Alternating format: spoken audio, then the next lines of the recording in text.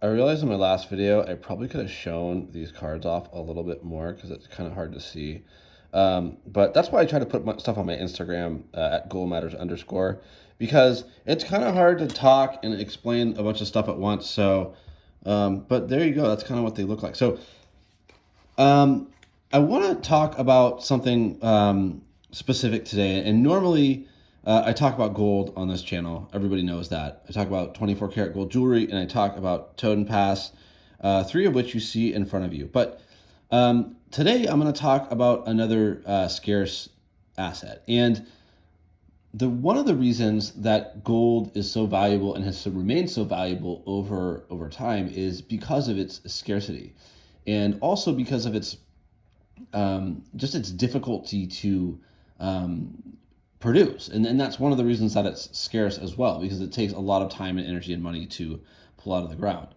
And another thing that I want to talk about today is NFTs. And I know that a lot of people don't understand NFTs and don't understand why they're valuable, but I'm going to discuss that a little bit. But first, I just want to say some of you might be here for my new giveaway, because the giveaway that I mentioned yesterday is now over. And if you're from Splinterlands community, you'll want to know that I am currently giving away 5,000 DEC, which is a cryptocurrency within the game, which you can transfer and sell out of the game. But that is for the exact same contest giveaway that I had yesterday. I'm going to link that in the description of this post. And the reason that I'm doing with the Splinterlands community is there are over 1 million active registered users, and something like 500,000 daily active users, and those people will be interested in Totenpass. And so I constructed this giveaway to show how easy it was to make a Totenpass. It takes like a couple of minutes, and the contest guides them through that process, and then all you have to do is take a screenshot, and I will pick one of you to win. You can read the rules on the actual post.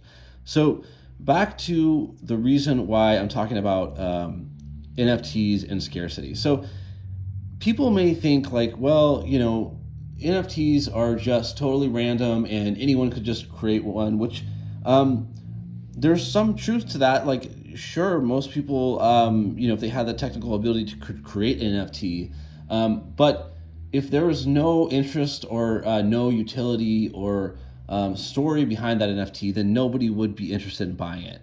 The reason that Splinterlands NFTs have so much interest and value behind them is because there's utility to them. You can use these assets in a game, and you could play it for entertainment and for earnings, as many people do.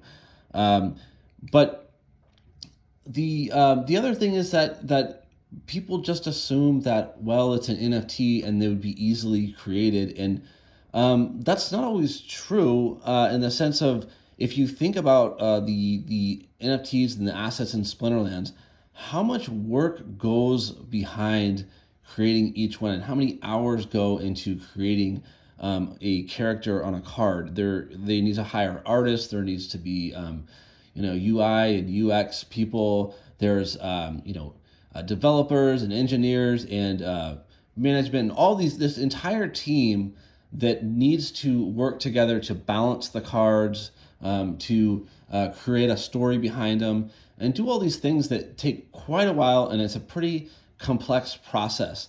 And out of that, you have value, because a lot of times when something takes a long time to produce and is well crafted, it generates value naturally. So while NFTs are man-made, unlike gold, it doesn't mean that they can't be scarce, and it doesn't mean that they can't be very valuable. So I like to diversify my assets, and I own both gold and some NFTs, and that way I can participate in all of the different aspects of the market, or at least ones that I'm pretty familiar with. So just because you are into gold or you're a believer in gold doesn't mean you can't own some NFTs. And conversely, just because you are a new blockchain person and into crypto doesn't mean you can't also take a look at gold and be smart about it. Because I see both of these communities, and I've talked endlessly about this, and it drives me insane. I see both crypto communities and like sound money or precious metals, people just all the time being very antagonistic to each other, and it's just ridiculous. You can own both. So I hope that people check out Splinterlands. You're going to love it. And I hope that you participate in my giveaway. And I hope that someone that's listening to this channel wins.